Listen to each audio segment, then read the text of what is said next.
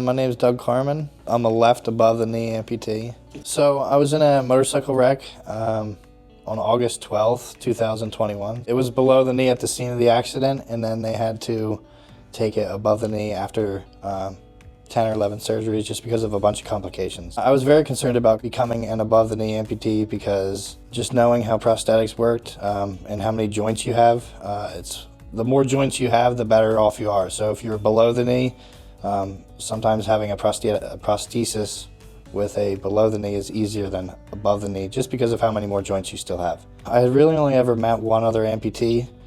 He never wore a prosthetic. He's below elbow. So I really had never met another leg amputee.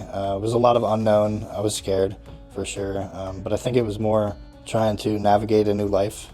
That was the unknown was the scary part, really, more than anything.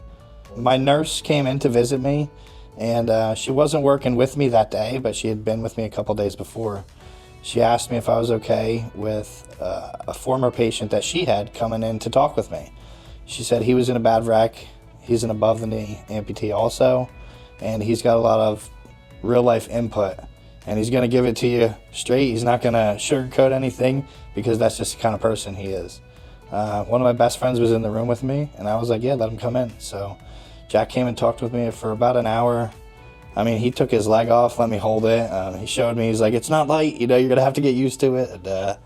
But the insights that he gave me about the real life situations you're gonna run into made it so much easier to navigate my home life when I finally did get home. So learning about not letting an ice cube fall on the floor, leave it there to melt because you could slip on your crutches when you're not in your prosthesis. Learning how to kind of shower the right way and navigate around the bathroom. You know, some things that they don't really tell you in the book. Certain ways to deal with phantom pains. He had a lot of different tricks because he had been an amputee already for about 7 or 8 years. So learning those tricks to help me with my phantom pains in the beginning really just moved things forward faster. So the quicker I could get that stuff taken care of and healed up, the faster I could get into a prosthetic leg, which was my ultimate goal. Seeing another amputee living a normal life, and he had lost his limb later in life, gave me hope because I was a little younger. Just having him say, hey, you know, I'm still back to work. I still crawl under trucks and work on things and climb ladders even though the doctor says not to. He's like, I'm still me. I just need some extra parts now. So having that real life insight just helped me through a lot of my emotions, really, because he was also there to talk with me. He would call me on Christmas and on holidays and just to check in on me. Said, don't be a stranger.